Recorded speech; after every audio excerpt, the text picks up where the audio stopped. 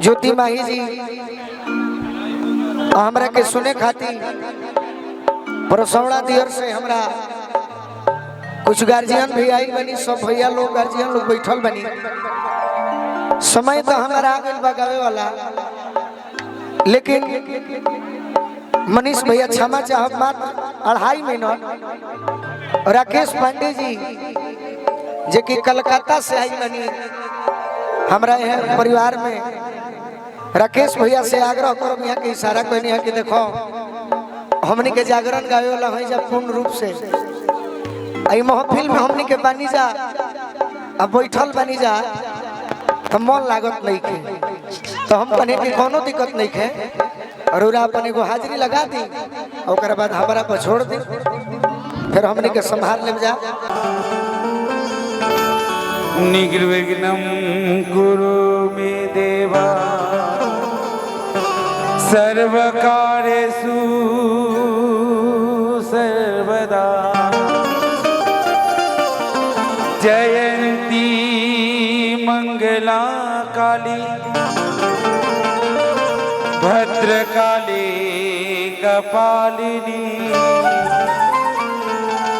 दुर्गा क्षमा शिवा धात्री स्वाहा सदा नमोस्तुते। कहते हैं कि मुस्कुराकर भक्ति का जाम भरता हूँ, कि मुस्कुराकर भक्ति का जाम भरता हूँ, अपने जज्बातों का खुद का गुलाम करता हूँ। और बागी बलिया के जितने प्यारे प्यारे भक्त हैं और मिश्रा परिवार के जितने प्यारे भक्त हैं, मैं राकेश पांडे सभी को सागर प्रणाम करता हूँ।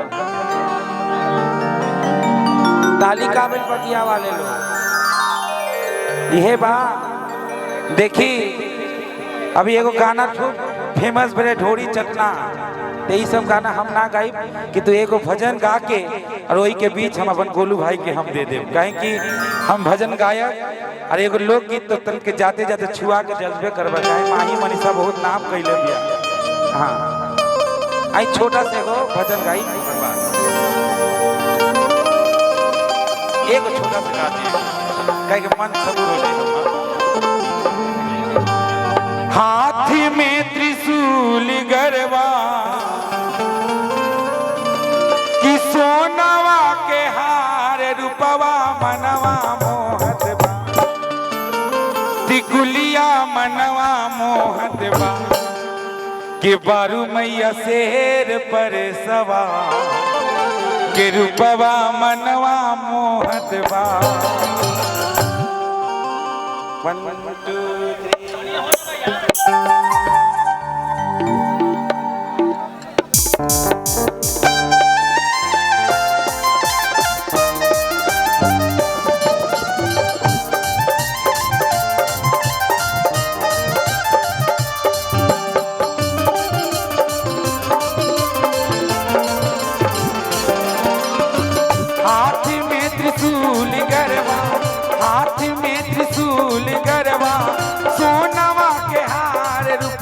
मनवा मोहत बा, टिकुलिया मनवा मोहत बा के बारू मैया के बारू मैया के बारू मैया शेर पर सवार के रूपवा मनवा मोहत बा के बारू मैया शेर पर सवार के रूपवा मनवा मोहत बा।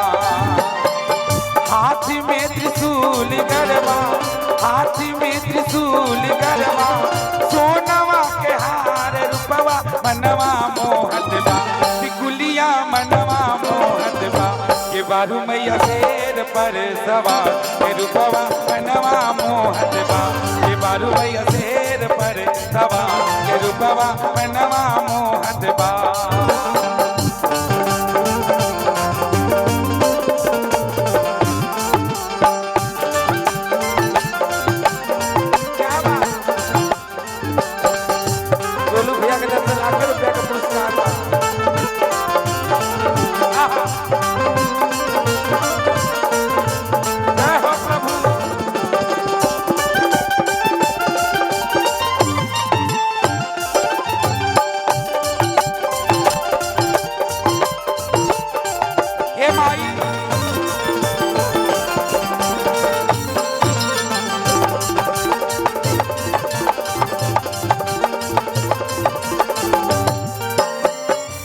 एक हाथ चक्र सोहे दूजे तलवारिया।